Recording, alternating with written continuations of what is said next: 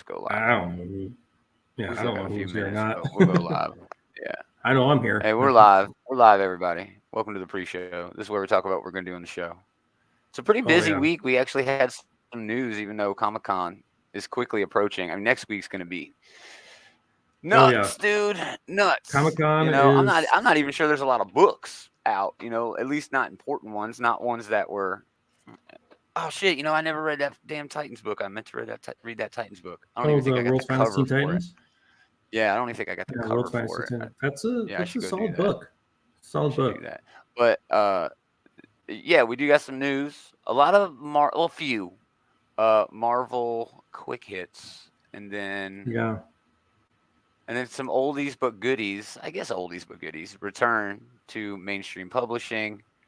I guess we'll continue to talk about Secret Invasion. I guess this episode was a lot better, Which is but I'm not really enjoying it. It's just yeah. okay. It's I think they'd have been the whole better entire off. spycraft thing is that's the only Yeah, thing that's keeping me interested in the show's spycraft stuff. yeah. I There's an think they would have episode. been. I think it was not this episode, but the previous one, where it's just kind of like, Yeah, okay, what are you guys doing? Go back to the spycraft stuff. Go back to spy. Like who's whose side are you on? It was like more like a yeah. And filler. they did Like a have the little. whole roadie thing, and we'll talk about it. But I I don't know. don't. Yeah. And all the people are like, Rhodey's a scroll. Like, no, I don't think he's a scroll. I think you're. No, I he's think you're. definitely a squirrel now. They showed him fucking whatever changing. Well, It's must have wild, missed dude. that part. Yeah, he didn't miss much. I mean, it's okay. It's fine, but I don't know. I saw some movies. We'll talk about that. Some food news, and then books this week. Which man, there were a lot of them. A lot of them. Shit. We can also talk about Dealer's choice all on of books this this week. shit. Yeah, we can also talk about all this shit again if you wanted to. We also got the Superman Legacy. You know, Yeah, Superman Legacy castings. casting. We can talk about those. None of the movies are happening right now anyway, so maybe we should Yeah, just skip everything's it. at a dead But stop. So yeah, everything's at a dead stop, which I'm fine with that. no movies, But no new movies, no new television shows, people. Not for a while. I'm fine with it. I'm fine with it. I support all them strikers, man. Get all that Yeah. money from those Support the billionaire unions, folks. execs. Yeah. But yeah, Fuck those man. billionaires. Next we'll unionize comics, and then it'll really be on. Just wait. And that's Just what wait. didn't Image try to do that, and Mm. they just ended up being part of the problem, not the solution. No, Image did do it, but all comic book creators, like artists and writers, are freelance, and there's like a law where freelancers can't union. It's a form considered in the law. It's a form of like manipulating the market for talent. You know That's what I how mean? that's how wrestling is operated for decades. Thanks, Yeah. Taylor. Taylor's here. Taylor made it. I guess it is an off week for Dave. But anyway, again, in Image Comics, like a lot of the staff did that, like the PR people and like people in the office, basically. They unionized, which was okay. Cool. Yeah, but yeah, we were talking about the movies, Taylor. I mean, none of these movies are actually going on right now, but The funny thing is it's cool. they Nathan actually Fillion tried is dope, dude. to move. Oh, sorry. They moved up Go ahead, the Andy. release date to Deadpool 3 to May, and now it's going to come out in May now. No, it ain't coming out. On the strike last. No, it still might come out in May. It still might, because I mean, If there's they're other done filming, that means that any Yeah. of the people who are currently striking probably wouldn't have much to do with the process at this point. Yeah, if there's reshoots needed, Yes, then that's true. possibly.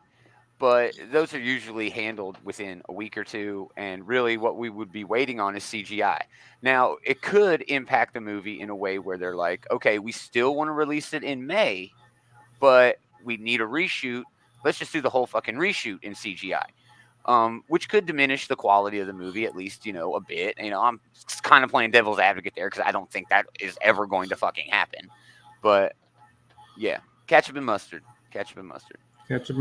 And then yeah, Superman Legacy. I'm cool with Yeah, what's her this is a name good. who played Dora the Explorer. and the dude who played one of the worst mutants ever on the screen. Oh, is that the guy who played Darwin? I was wondering Yeah. about that. Okay. Yeah, it's his Yeah, redemption they dealt arc. Darwin so much shit.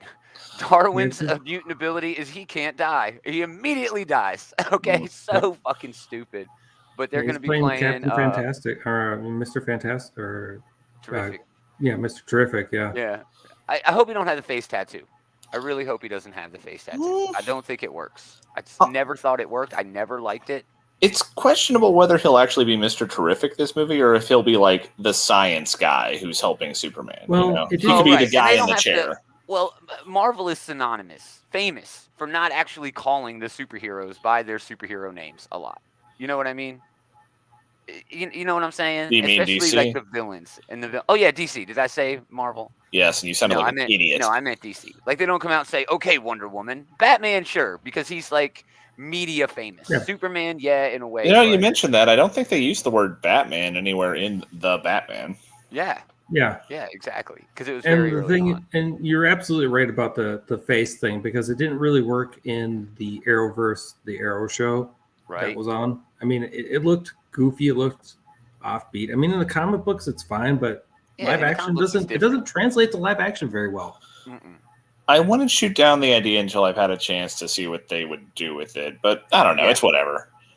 But the big I guess the thing, jacket is his most iconic feature anyway. Exactly. It's the Yeah. jacket. It's the jacket.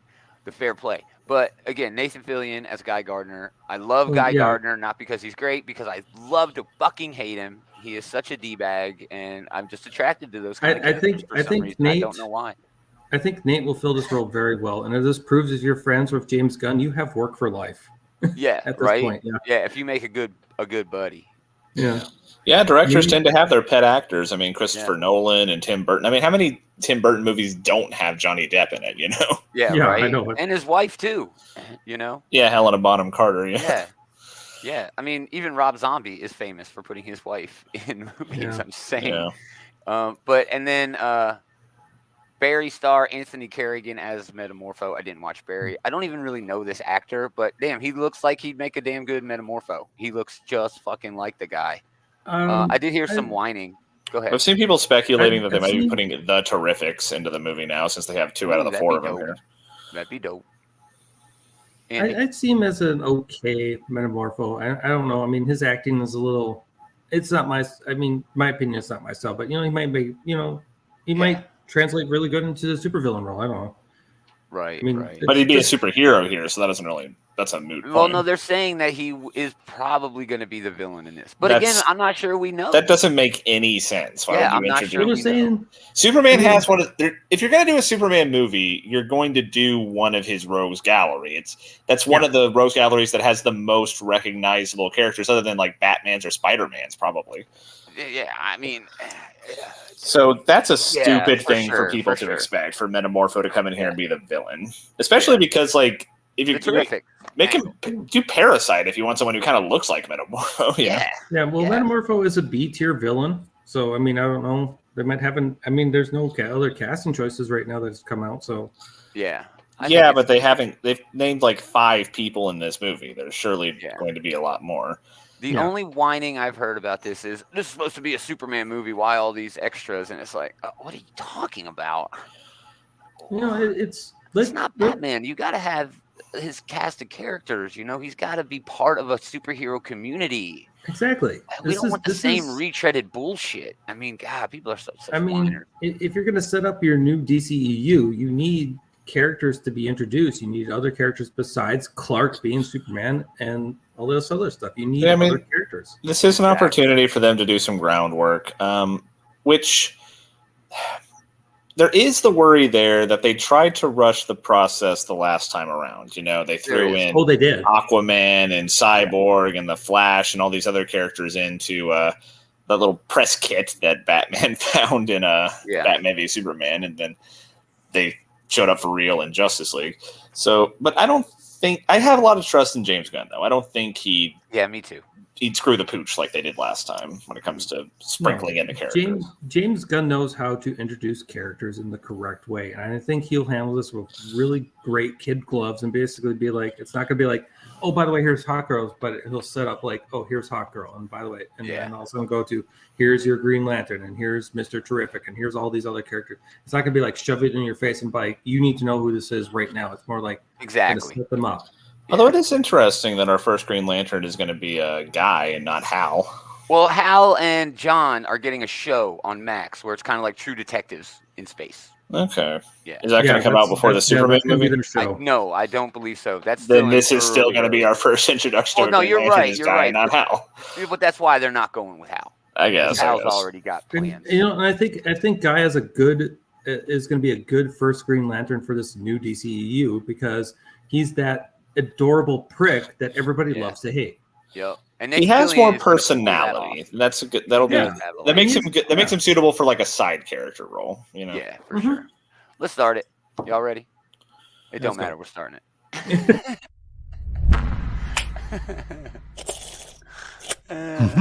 Oh man, we got a lot to go through. Actually, news this week. You can't fight in here. This Bound is to be some room. next week.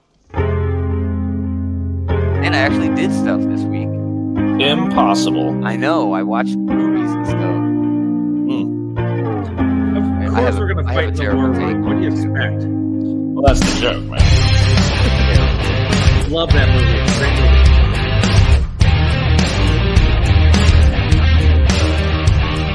Oh yeah! Greetings, Geek. Welcome back. It's another episode of This Week in Comics, Outright Geekery's comic book shit talk show. Shit talk show. Taylor and Andy hanging out. Segment 1. What'd you do this week? Did anyone see Mission Impossible? I did. Talk it. I'm so glad I got this. Okay. How was it? I thought it was better than the last one. It's another Mission Impossible movie, and that basically just tells you all you need to know, right? I mean, they do have some cool stunts. There's a lot of cool like action set pieces, like they do stuff with like the train at the end. They're fighting on the train, and then they're like the cars are falling over the cliff and shit like that. So there's a lot of fun shit. Yeah. I like this better than the last one, but I didn't like the last one very much at all because, they did a terrible job establishing Henry Cavill as like a credible threat in that movie because the first thing we ever see him do is get knocked out by lightning because he wouldn't listen to Tom Cruise. Yeah. And then the second thing we see him do is him and Tom Cruise simultaneously get their ass kicked by some other guy. Yeah. So they just never established that, like, cool. they kept talking like, oh man, this guy's such a fucking heavy, he never did anything to justify that. But anyway, this one did a better job. It does kind of have that thing where like Ethan Hunt, the main character, is the only one who gets to succeed at doing things. Like all of his teammates are constantly like failing, you know. And that was the early Mission Impossible movies. Like it felt like a team, and that was the original idea behind the show. You know what I mean? It was like super team coming together. And dude, especially for that era when the first Mission Impossible, I mean, I know I'm dating myself, but when that show came out, I'm actually, not even that old, but it helped set up some of the most classic television from the 80s in terms of having a team and, doing that sort of shit. And I don't know. It was groundbreaking. Yeah, the OG Mission Impossible television series was the original Spycraft. You had everybody who could do their things, and you had Ethan Hunt right in the middle who could. It was basically just like insert here, do this. Like G.I. Joe. But everybody, you had your hacker, you had the guy. But the Ethan Hunt was the guy who just went inside. That was it. He was the inside guy. And now he's just the guy. Yeah. Just bottom line about this movie, it's fine. It's an enjoyable action flick. Perfect. I do think people are a little too overhyping, when it comes to these Mission Impossible movies in general. I've never seen the one, so I can't comment. Yeah, they're not bad, dude. But again, they are just action movies. They are just action movies. What did I do? I saw some movies. I saw 3 movies. Guardians of the Galaxy Volume 3, Fast X, and Transformers: Rise of the Beast. If you know me at all, I do not go to the theater. I just do not have a good time at the movie theater. But of the 3, I like. You don't have to hide the fact that you've been banned from all the movies. Yeah, right. I've been banned from all the local theaters. Gomer, I can see you, Gomer, right there, just sitting there, just throwing popcorn at the movie screen. He's like, "This sucks." Oh, that's way tamer than what I think Gomer would do. Yeah, spoiling the ending of all the movies, just dipping my head into different theaters, and screaming.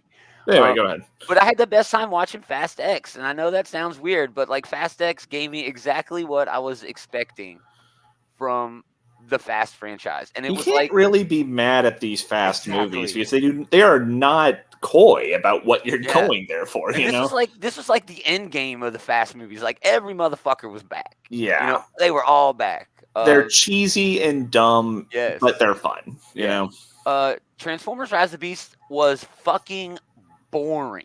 I tried so hard. Now, I understandably, the Beast Wars is not my Transformers, but the Beast Wars didn't even show up till like the last 5 minutes of the fucking movie. It felt like, and from there to there, they kept I don't know what they were doing, dude.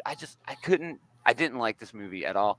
Guardians of the Galaxy was actually great. It was in content, in line with the rest of the Guardians movies, but it was super fucking depressing, okay?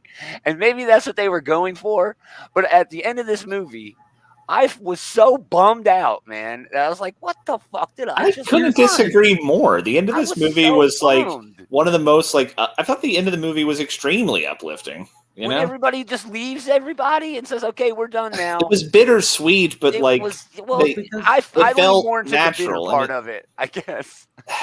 They all had good reasons. They're not saying goodbye; they're saying "see you later." And it is sad that this part of their life is over. It is it is a shame that the team is breaking up, but they're leaving on good terms, and the things that really matter. They didn't leave anything unsaid, and it was a good way to resolve it. I can't think of a better job they could have. No, you're not exactly wrong. right, Taylor. This was just them basically be like, "Hey, see you down the road." It's like a swan song. That's what it felt like to me. And I was really mad. I'm not mad, just like confused maybe a little bit. And I only watched it once. I probably need to go back, but I mean, it worked. It was a great Guardians movie, but by the end I was just like, damn. Jeff chimed in on the chat. Hope everybody had a good weekend. We did, brother. Thank you so much for checking in. We really appreciate it. Oh yeah. Andy, do you do anything this week? I know you had big other news outside of nerddom, but I'm not sure anybody's. You don't have to share that. I'm just saying. Otherwise, I can't really share it on the live, but I did. Me and the wife went to the movie theater, watched the live action Little Mermaid, and then had sushi right afterwards. Oh, how ironic! What a great choice. I'm actually surprised the Little Mermaid's still in theaters right now. Oh yeah, dude, it's still a top 10 movie. With that said, there are only like 10 movies in theaters right now. It was like, I was just like, oh, maybe we should go watch Child Destiny, and it's like, all of a sudden, it's like, well, you always wanted sushi. We haven't had sushi for a while. Nice. She goes, okay. And I was like, maybe we should watch a Little Mermaid beforehand. She's like, oh, we should make a day about that. So awesome. So eating sushi after Little Mermaid was the plan all along.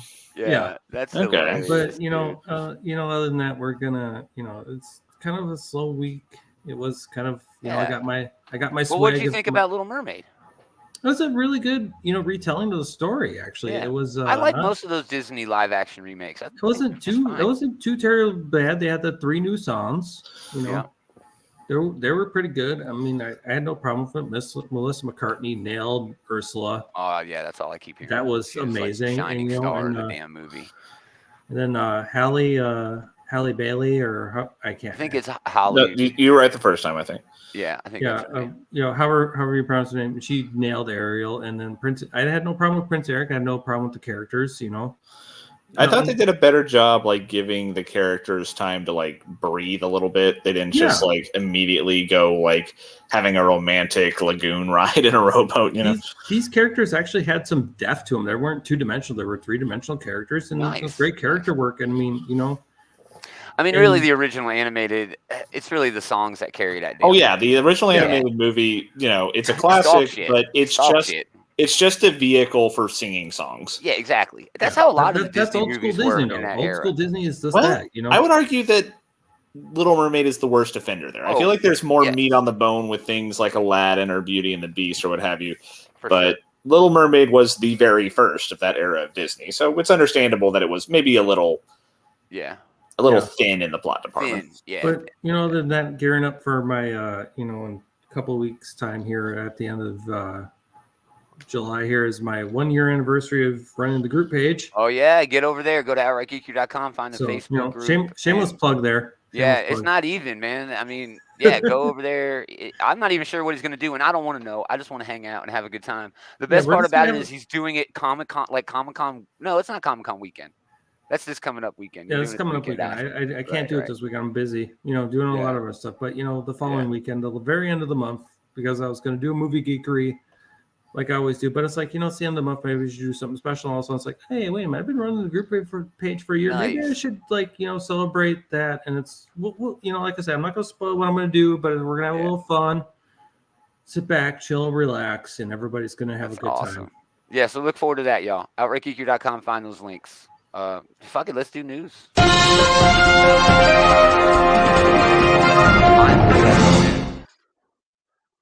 I guess the biggest news of the week is, the most predictable news ever. Kamala Khan. She's back.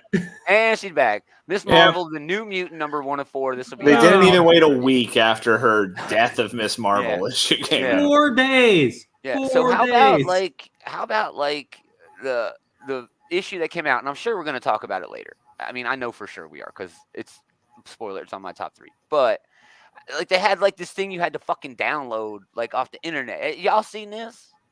Did y'all get the book and see how you had to download an extra page? Oh no, I didn't see that. This is an therefore extra did not page. read that extra page. It's like a post-credit scene where Cyclops didn't show up to the funeral. Okay. Oh, and shit, then, yeah, well, it was, but he lets it out the bag that is sort of New Mutant is on the way, that this book is on the way. So it's actually written by Iman Vellani, who is the actress who plays Miss Marvel. Yep. And it's also written by Sabir Prezada, who has written a whole lot of this character. Carlos Gomez, Adam Gorham, Sarah Pichelli cover. It's beautiful. Actually, I think this is the variant by Art Germ. But yeah, the Sarah Pichelli variant will come out. And Jamie McKelvey getting involved in the new design. I loved how Jumbo Carnation didn't miss a single detail, even decorating the bottom of the shoe, the sole of the shoe. But there's not really much to say about this. We all knew this was happening. We knew this was coming. Yeah. It kind of feels empty in a way. I wish this happened 2 weeks from now, not 4 days after we literally read the issue where we're mourning her death. I guess there is something to be said of them not insulting our intelligence. We knew that the character was inevitably going to come back. In fact, we could be pretty confident she'd be back by the time her movie came out later this year. Yep. But or by the time doesn't Emma and Tony get married. I guess we spoiled that too. So, but this still doesn't help with how this all feels kind of hollow in a sense, right? The second she died, that I don't have to take this too seriously. That being said, the issue that came out this week I think it was a good little character examination. Oh, I loved it. Yeah, it was a good issue. I loved it. But the days where we can truly be shocked by a superhero death are gone. Yeah, for sure. We know they inevitably are going to come back, and they probably knew that back when they killed Superman. That was the thing that was the big shocking moment. I'm sure people were thrown off by the fact that they had the balls to do it. But still, with the death of Superman, they used that and capitalized on it, and that's true. And that's I guess that's where we really have to land on this. We're we have to accept, just kind of as part of reading comics, that yes, character deaths are not permanent. Yeah, but it is important how they treat it, what they do with it. Do they take some time to let it breathe, to let us see a universe where characters, are getting by without this character, or grieving the character? Yeah. We got an issue of that, but it would be cool if we got. It would be cool if we got more of it. When Wolverine died, he was gone for a couple of years. Yeah, and we saw a whole lot of changes to characters in the Wolverine, scope in his purview. We saw a lot of that. The closest we ever got to that in DC was the Year Without Heroes, when Wonder Woman, Batman, and Superman were just fucked off for a year. Yeah, that was the one they were doing 52, and they did something with it. There is something to be said for they took the time to do something with it. This feels very cheap, like you said, hollow. It feels like a only thing that it feels like is a message you get from point A to point B. This character is an Inhuman. No one gives a fuck about the Inhumans anymore. Well, yeah, the character was only Inhuman in the first place because she debuted during that brief window when Marvel was trying to sideline a lot of those characters that were owned by Fox Studios. And so since she couldn't be a mutant, they made her an Inhuman, which I don't think is a bad thing. Me neither. I thought that they did some good issues here and there with her being an Inhuman, but now if they had to do it over again, they probably would have had her be a mutant from the start because the mutants are by far the more important part of the Marvel. This does feel like almost erasing a mistake and fixing it, but Inhumans always felt like not mutants in the first place, Yeah, almost, but yeah. Kirby mutants, it's the whole entire fact that now Disney's going to be able to say the word mutant now in the next year, so now they're going to be able to basically be like, oh, she's a mutant now. So, and I mean, in her show, she was called a mutant. So yes, that was the first time. It was the first time they used the actual terminology for it. So So we'll have more on that. I'm sure we'll have more information this weekend because it's Comic-Con. 3 Marvel quick hits. Number 2 is a new Thunderbolts book. I know Taylor's going to be excited about this. Well, yeah. Speaking of pimping out the movies, thank you. Yes, Colin Kelly, this Jackson is a total Lansing, pimp. Geraldo Borges is launching a new Thunderbolts comic, and this is coming right out of the latest Cold War event that Kelly and Lansing. Yeah, in fact, we have several of the characters, including the new Destroyer, Sharon Carter, and Bucky himself, of course. Oh, and Natasha showed up for 5 minutes in that. Yeah. But this is and like you said, this is half of the damn team that they're going to pull in. I mean, more than half. Of it looks like they've replaced Ghost with Shang-Chi, and of course, Natasha can't be in the movie because she's dead. Yeah. But other than that, it looks like I might be missing 1 or 2 characters, but other than that, it looks like the same lineup. Yeah. This is out in December. I think it's an ongoing, but I can't tell. I assume so. Yeah. It'll be nice later into the Thunderbolts movie if it actually comes out on time. That being said, Thunderbolts is one of those kind of under the radar books that sometimes is really damn good. Man, I remember reading Thunderbolts when it was still like Zemo having a hero team that everybody thought were. Back when they were doing. I guess that was the original Heroes Reborn, right? Way back, dude. Yeah, right after Onslaught. That went all the way up to like Heroes Civil Reborn. War, dude. That run went forever. It was so damn good. The Jeff Parker run that has like Juggernaut, Moonstone, and Ghost on it. That is one of the best comics I've ever read. It's fantastic, dude. Luke Cage is leading the team. I guess I shouldn't have led with that. Yeah. But this could be pretty fun. I mean, who did you say the creator team was again? It's Kelly and Lansing, Colin Kelly and Jackson Lansing. Well, there you go. Yeah, this should be great. They're the writers and they were the ones who were doing the Cold War event for Captain America, the Captain Americas, and Bucky was like really into that. I'm hoping they still go to like the Dimension Z and still. Well, I'm sure that this will be Nomad in that. If Bucky's leading the team, I'm sure they'll be like fighting the Outer Circle or what have you. Yeah. We'll see, and again, we'll have more on that most likely from Comic-Con. Got a couple comments on it. We'll get more news about that. I don't know very much about the Thunderbolts. I'm going to catch up on it. And I'm not sure if you have to catch up on this, you might have to read the Captain America book. Sorry, I was about to say that Thunderbolts is kind of like Daredevil in that a lot of good writers go on there and have like these like really amazing runs on the book. It's not quite on Daredevil's level. Like Daredevil is like the prestige Marvel comic book. Like great writers go there to showcase their shit, man. Yeah. Thunderbolts has had some gems. Like when they were doing like Civil War with like Warren Ellis and everything, that was a really good. Civil War was good. Fantastic. It's so good, dude. All right, last Marvel quick hit this week, and then we'll get into a couple of other things. They're replacing the Punisher.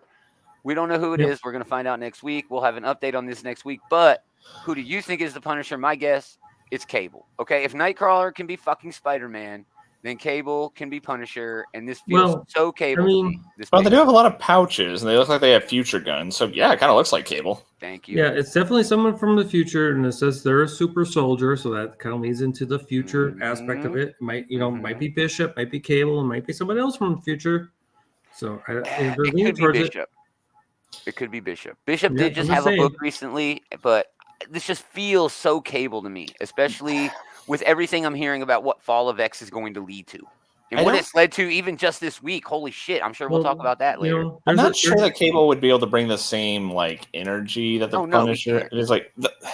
Cable is not against like taking out problem individuals, so from that angle, sure, it works, but like he's not this like crucible of like angst the way that Frank Castle was. What if it's like young Cable who just got punked like a bitch? He did get punked like a bitch, you're right. He did get punked like a bitch. There's a lot of ways they can go with this, especially with the Days of Their Future Past retread they're doing right now. So ooh, yeah.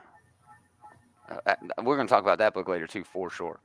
But anyway, yeah. So, any ideas? Any guesses? Nobody cares to make. Like I said, it might be Cable, it might be Bishop. Other than that, I have no other guesses. Yeah, it looks like Cable to me, just because of the tech that they seem to have. Yeah. What are the odds that this is Frank Castle's wife?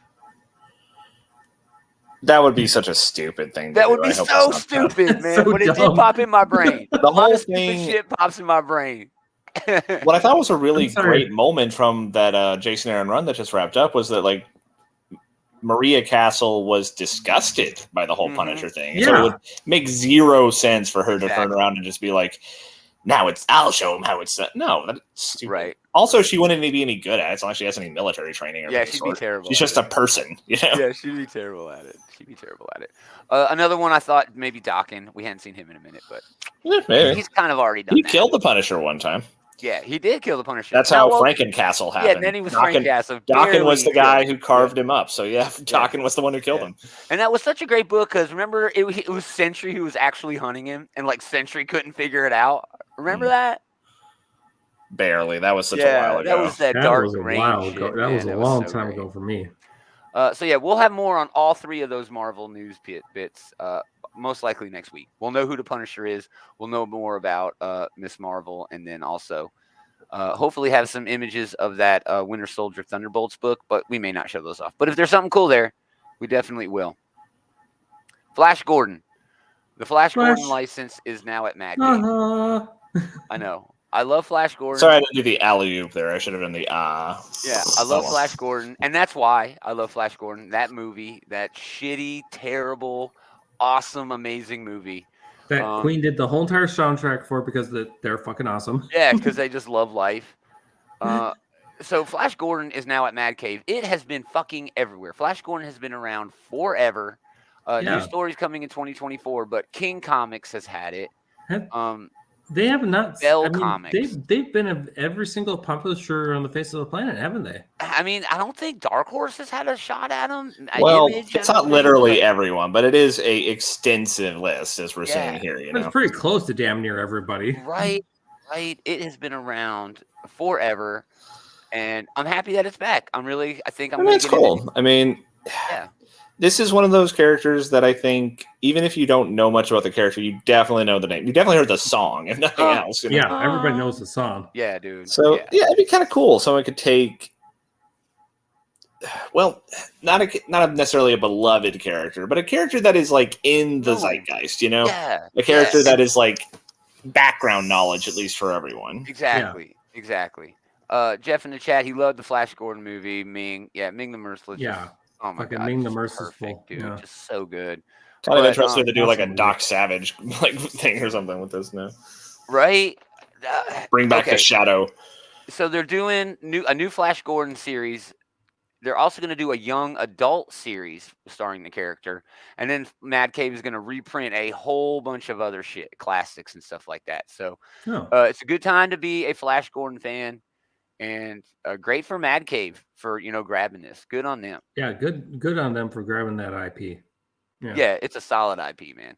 And finally, in news before we get to Secret Invasion this week, Robert Kirkman has added the Universal Monsters to Skybound. Skybound is an imprint over at Image. Image, not really well known for picking up IP, that they don't own or don't, have their creators own, but good on Kirkman for branching out and winning G.I. Joe and Transformers. I'm sure there are people, all kinds of publishers gunning for that, and this one too.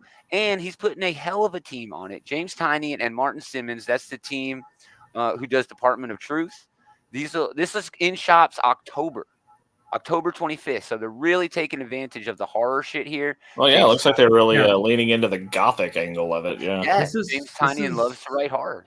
this is definitely going to be a very good Halloween issue, I believe, because you have James working on it and also Martin working on this. It's going to be very gothic horror. So Yeah, they're gonna lean into that very well. I think so too. With the copyright for Dracula, I feel like it's kind of an interesting story there because the name Dracula is not copyright. That is very public domain. You know, like Dracula is a character in Marvel. He doesn't look like this though, and that's the thing is you can't use the universal image for Dracula here. Oh my gosh! Don't get me started on the way these the way copyright works sucks. Gosh, shit. These contracts, dude, it's so weird.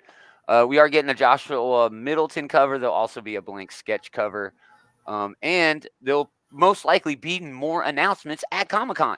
I can really see a Mummy book. What else are in the Universal Monsters? Wolfman, Frankenstein. Yeah. Which, to be fair, that's the iconic look for Frankenstein as well, or Frankenstein's monster, I should say, before someone gets all fucking pedantic on me in the comments. I was about to.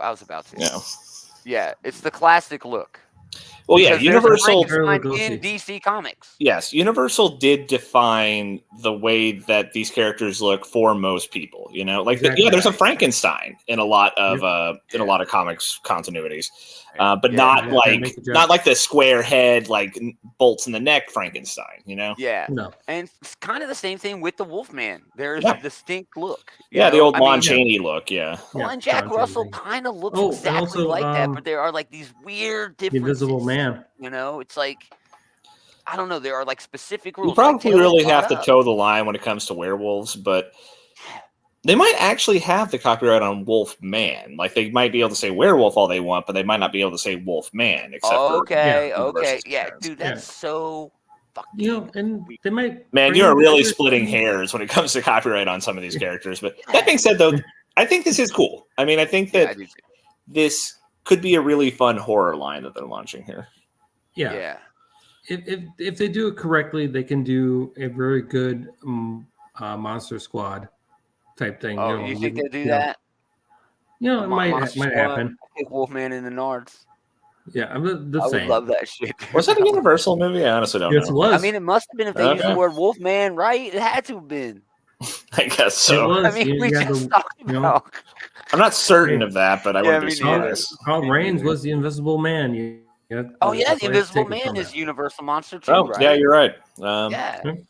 We really need Dave to look and see. There's probably a list. There's probably like a Black Lagoon creature. It's a creature from the Black Lagoon. Not Swamp Thing, but the creature from the Black Lagoon. See, there's another one. Yeah, there's another one. I mean, that wasn't that whole entire Tom Cruise Mummy movie going to start off the Dark Legacy thing? Yeah, they were trying that. They're trying to do like the Dark Universe or whatever, but that was dead on arrival. So it was DOA.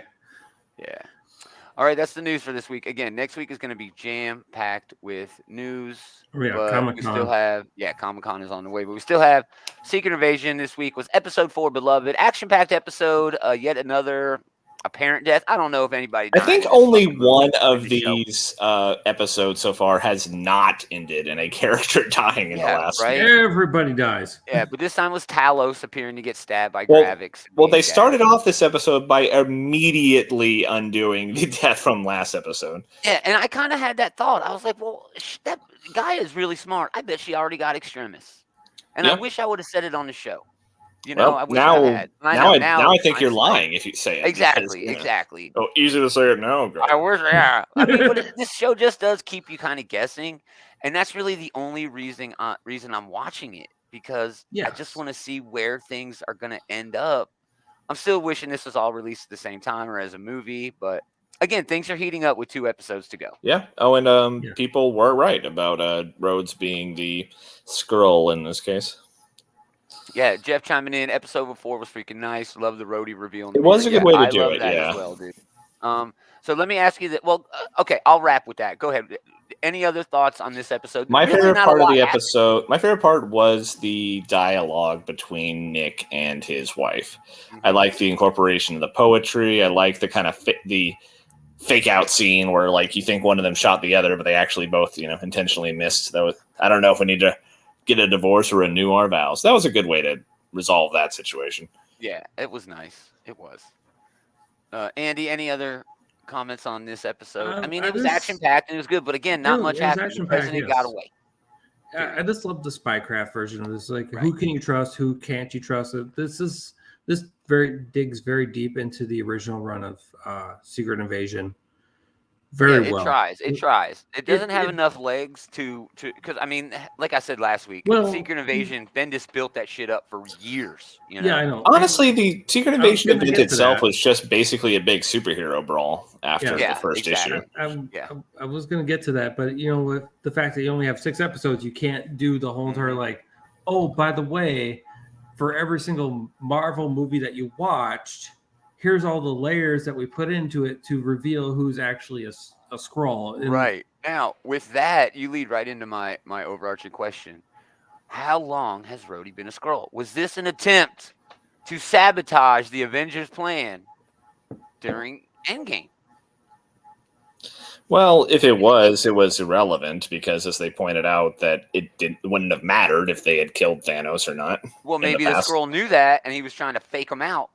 But it wouldn't have done anything. It wouldn't have. Yeah. It literally meant nothing, whatever they did in the Yes. past, except getting the Infinity See, Stones. that's Right. See, that's why I didn't really like this last episode as much, because it's all of a sudden it's like Rhodey's a Skrull, but what does that mean if he was a Skrull all along from any I'm certain sure- point before the Next the episode blink? is number 5. I'm sure that episode will probably involve them capturing and interrogating Rhodey and getting that very information. So we're gonna have to wait and see on that. Or at the very least, a flashback to where Rhodey was, replaced.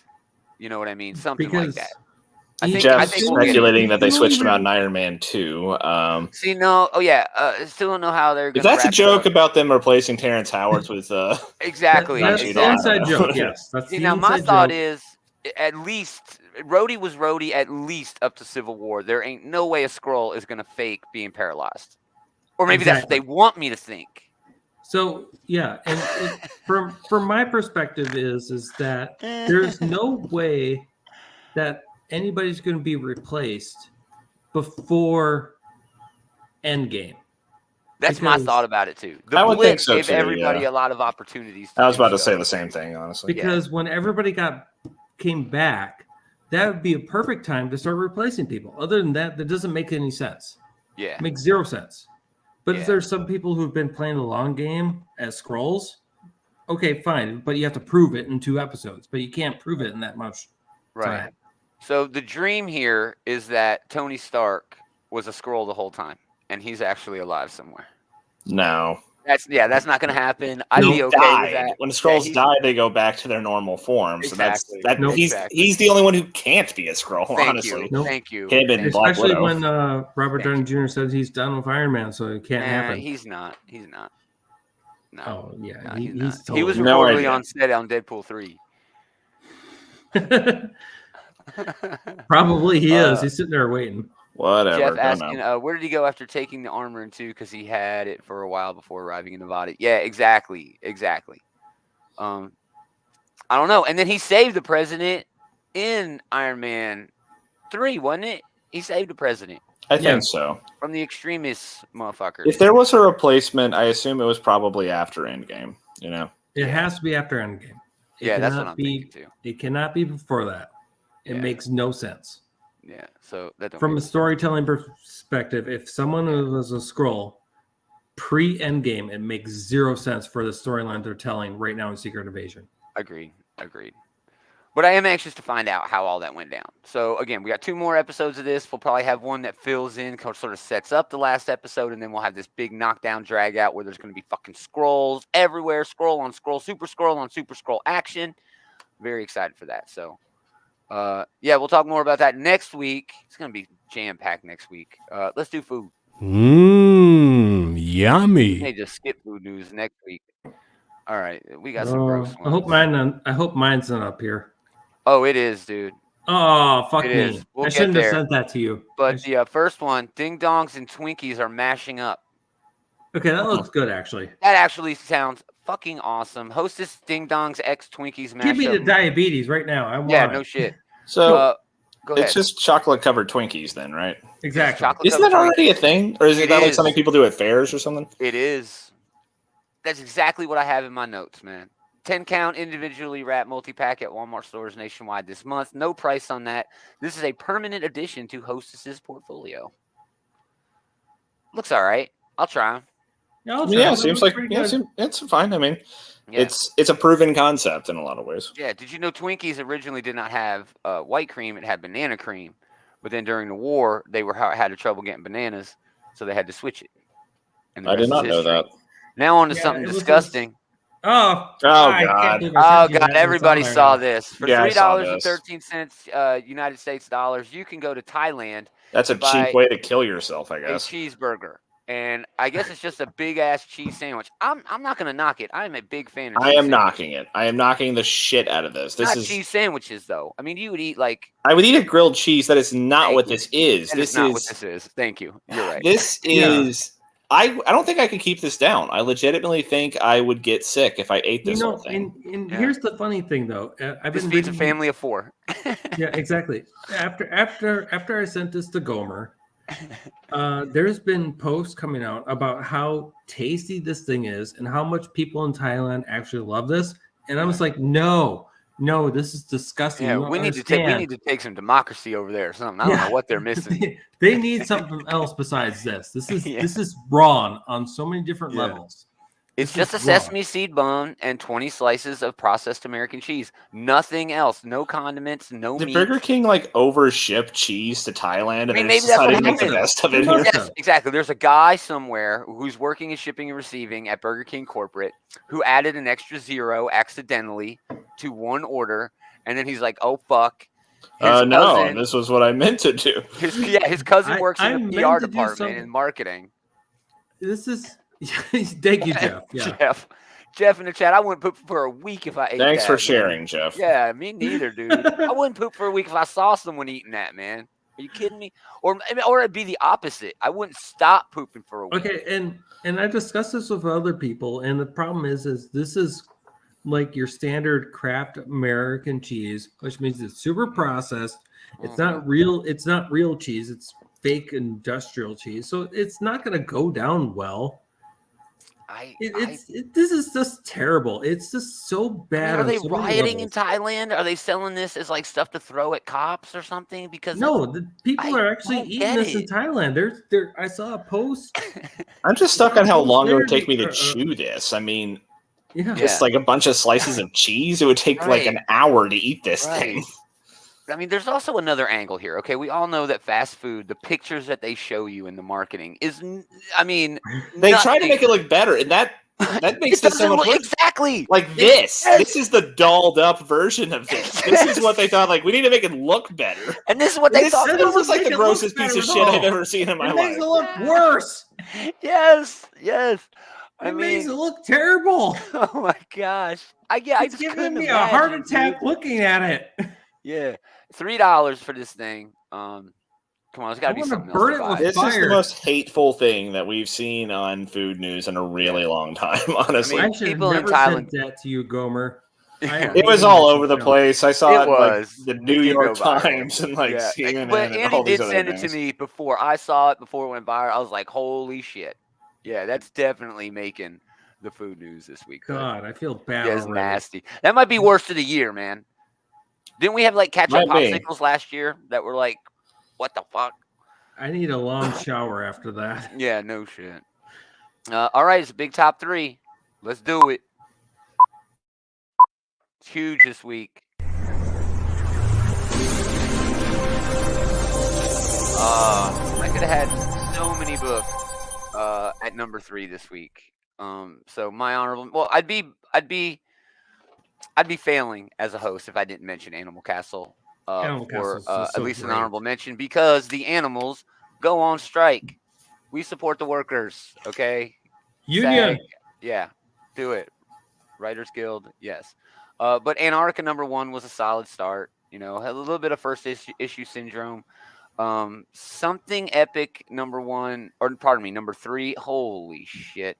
This book just is so damn good. This one hits you right in the feels, has a nice time jump that still feels organic and works with the story. Yeah, dude, once this is collected, Taylor, you have got to get your hands on this. It is so damn good.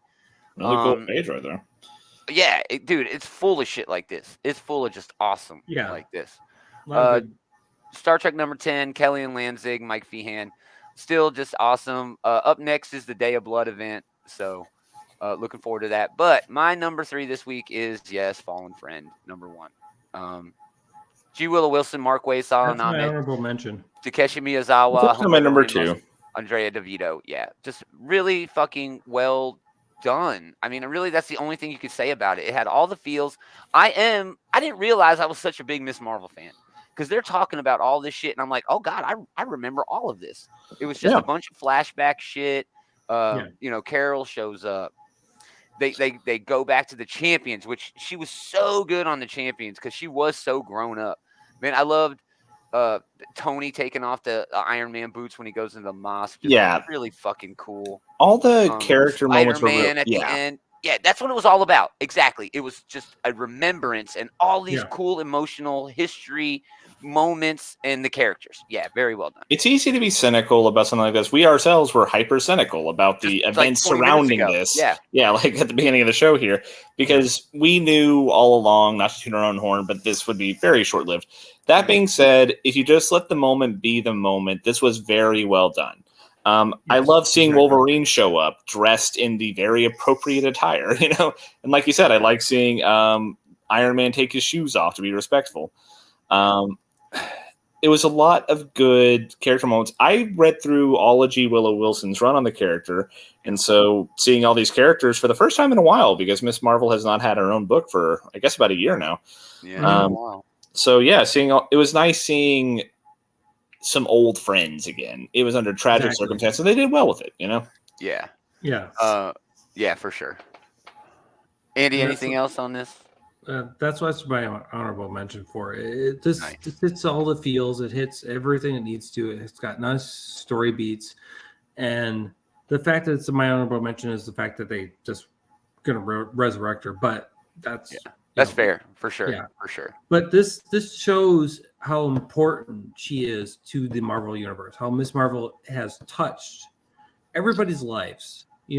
Doesn't matter how significant or insignificant it is, that she has played a part in the Marvel universe. So Ms. Marvel is my favorite character introduced in this century, to be honest. Easily.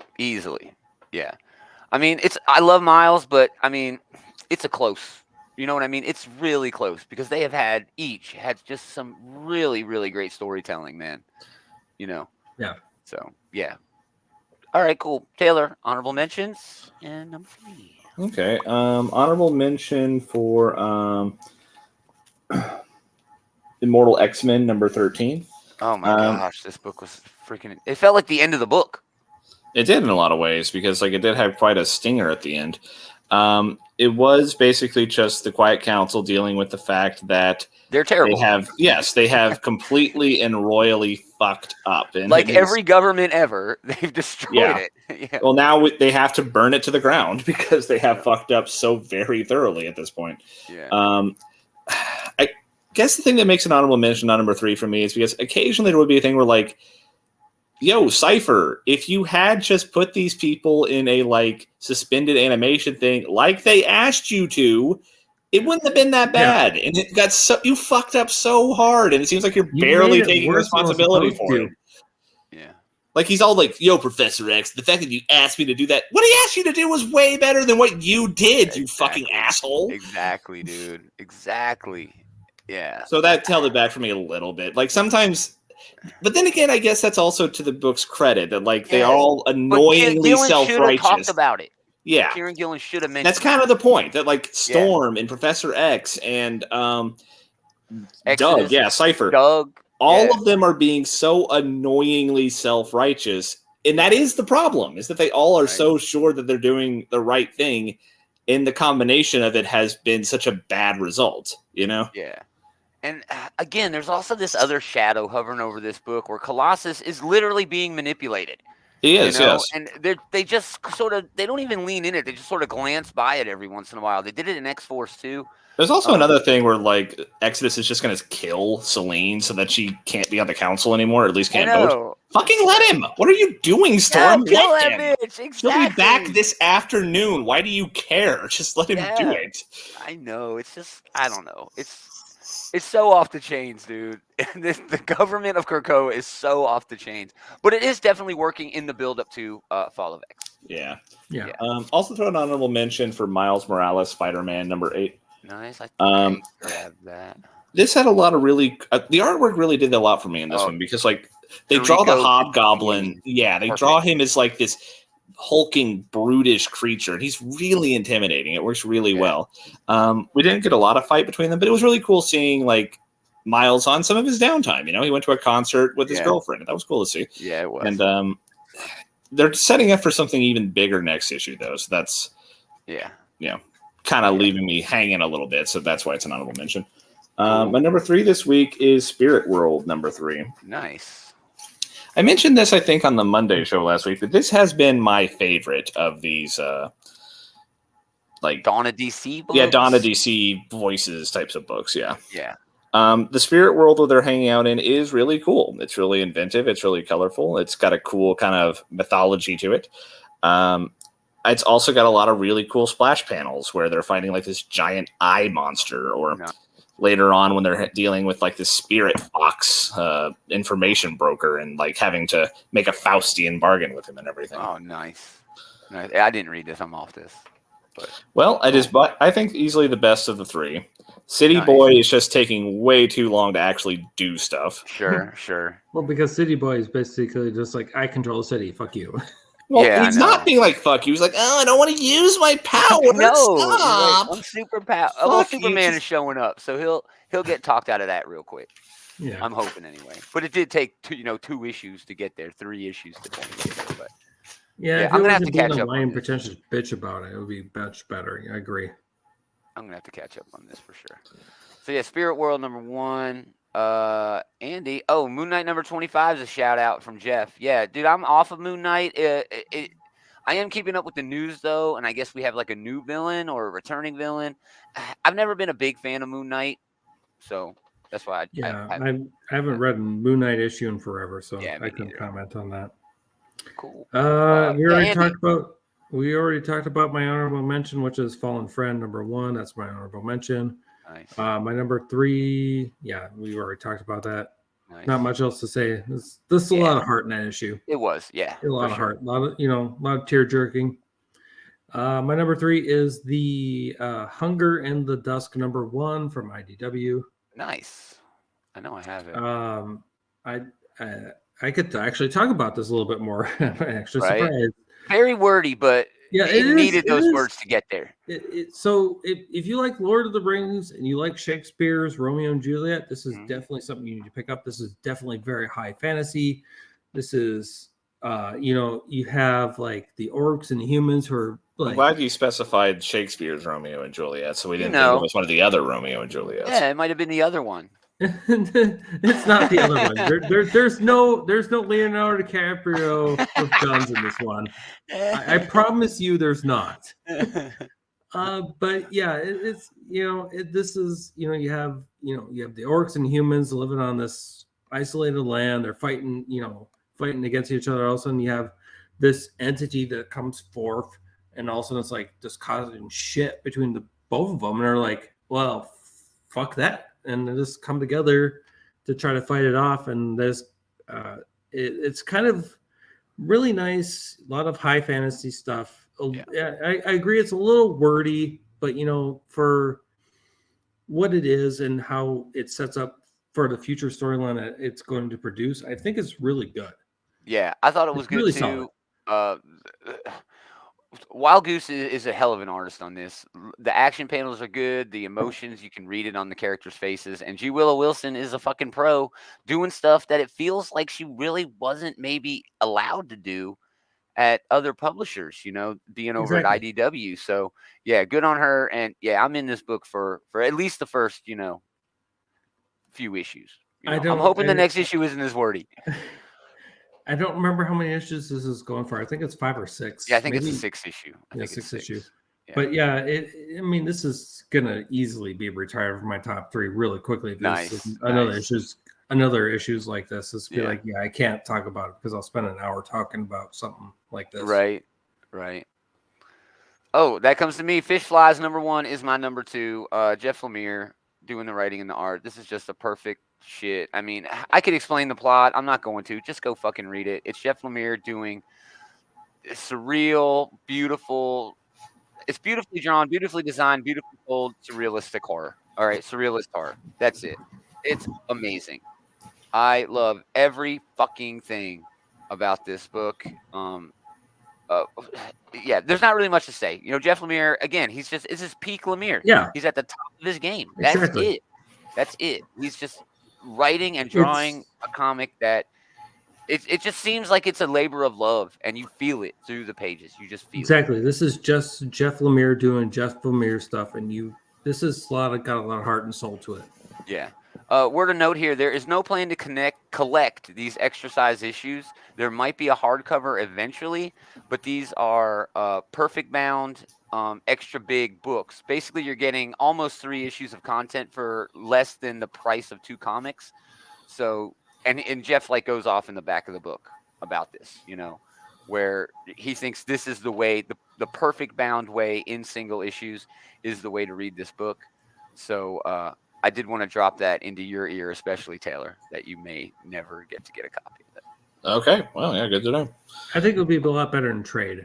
I think everything is better in trade to one extent or another, but this one might be harder to get. Yeah, especially with this one, it'd be better in trade. Yeah. Awesome, Taylor. Number 2, I think. My number 2, was Fallen Friend. So Fallen Friend, Death of Miss Marvel. Again, we'll have more on that when we probably next week when we do Comic-Con. So, all right, Andy, number 2. Quick. My number 2 is Antarctica #1. Oh, dude, that book was really, really solid, man. When you said it was your honorable mention, I was like, okay, I'm not gonna say anything, but I was, it's like, okay, whatever. But it's when you have this kind of isolation type thing, it's got a nice little isolation thing going on for it. I really digged it. This is kind of more my style, where it's got a nice, even though it does have a slow pace to it, but it did have a little bit of first issue syndrome, a little bit. It has that nice build to counteract it, though. It has a slow but steady build, but it's slow paced, steady build where you can just kind of okay, this happens, but it's all connected. That's why I enjoyed this so really well. It has layers to it. Mm-hmm. I'm excited for the second issue. That's why it's my number 2 for. Yeah, the art was great. The sequential art was fucking fantastic. The way the main character, like you said, you brought up isolation, feels isolated, ends up homeless, and then what? To get back on her feet, goes to Antarctica. The most, one of the loneliest places. Isolated places on the planet. It's worked thematically for the book. Okay, really, so I'm all by myself. Where I'm going to go to the middle of literal nowhere. Yeah. But that's why it's my number 2 for it. It makes sense from a storytelling perspective. But other than that, it's more of why would you want to do that in real life? But from a storytelling perspective, it makes sense. Yeah, it really did. Yeah, you're right. It worked. Cool. That leads us to number 1s. My number 1 this week, hell of a surprise to me. X-Men: Days of Future Past, Doomsday #1. Mark Guggenheim, Manuel Garcia. As promised, it's a prequel to the Days of Future Past story from 1981 from Claremont and Byrne. It actually only ran through 2 issues. X-Men or Uncanny X-Men 142. Oh yeah, it's easy to forget, but back in the day, all the big quote unquote events were 3 issues max. Yeah, they weren't what we think of now, and it's most crazy. Issues were self-contained stories, and even the ones that carried over did not do so for the 6 issues that we're used to. Yeah, it's amazing how just 2 issues of a comic can mean so much. I mean, hell, the Galactus and Silver Surfer introduction was just 3 issues. Yeah.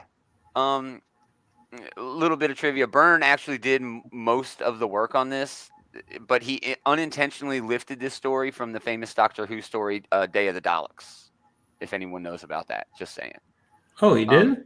Yeah, he basically unintentionally stole the entire idea for Days of Future Past from Doctor Who. Oh. Yeah. Well, if it's unintentional, it's not stealing. Yeah, it was unintentional. He realized it years later, like, oh shit.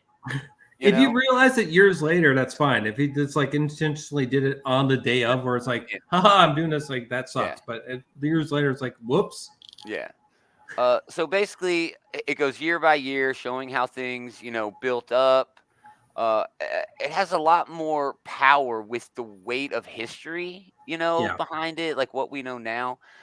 It also digs sort of into other angles of Marvel history that would not have happened had this not gone down the way it did. There's Nitro is responsible for an explosion in Stamford, Connecticut, a la Civil War. But there's actually a whole bunch of powers that be working in the shadows that made this happen, knowing that it would make the mutants look bad. Spider-Man gets fucking killed by an angry mob, and Guggenheim is so good with his wording here, his writing here, because he's like, Spider-Man could have fended them off, but he didn't want to hurt anybody, so that's why he died. It's a little bit weird. Like, nah, I think Peter, probably would have, gotten out of there, but it works for the story, and then it ultimately has Magneto going and stealing nuclear weapons to try to stop the humans. Again, it's his speech. The most famous Magneto speeches all talk about how history is repeating itself for the mutants the same way it did during World War II for the Jews. Yep.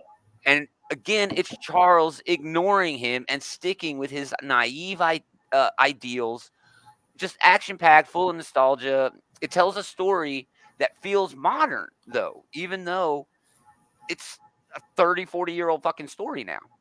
It really surprised me how much I like this. I wasn't expecting to dig it as much as I did, but it really works. Bravo, Mark Guggenheim, for writing a prequel comic book that actually feels like it has some substance to it, and is important. X-Men Days of Future Past, Doomsday #1 is my favorite book of the week. Best book of the week. Taylor, numero uno. My #1 is World's Finest, Teen Titans #1. Nice. Yep. I feel so bad I because figured Tyler was going to pick that. I fucking just thumbed through all of the DC stuff, and all I saw was Night Terror. So I was like, nah, fuck it. I totally forgot about this damn book. Oh, Night Terror sucked. Oh, yeah. It's along the same veins as like the other World's Finest book with Batman and Superman. It's also similar to Mark Waid's Shazam book in that he's taking a lot of these characters, just kind of going back to basics, like they're isolated in their own little time period, their own little corner, and just telling some, I don't want to say throwback, but some like very let's get back to form type of superhero story. Okay. Yeah. In this one, we have, we have the Teen Titans, but they're all in their angsty teenage phases. And that can be such a dangerous game to play because a lot of times when I read like the teenager books, whatever, I fucking hate them because they feel like so like pouty and angsty and things like that. Not really so here. Mark Waid has a good talent for writing these young characters. He also does a good job kind of putting them in a more modern setting because one of the big points of contention between Robin and Speedy is that Speedy will not stop fucking live streaming their battles. That's fun. I can see Wade doing that and pulling it off. Yeah. Yeah, he does. It speaks to his talent as a writer that he's able to take something that often I do not like reading at all and making me enjoy it, making it feel like organic and believable. Nice. Cool. Yeah, again, I wish I had more to say on it. I totally forgot about the book. So yeah, maybe I'll catch up and issue #2. It's a good book. Which I did not know that Bumblebee was one of the original Teen Titans. Yeah, I did know that.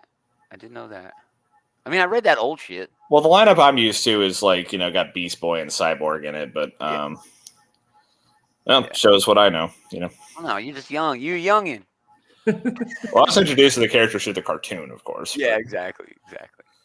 All right, Andy, we're ending on you. #1 book of the week.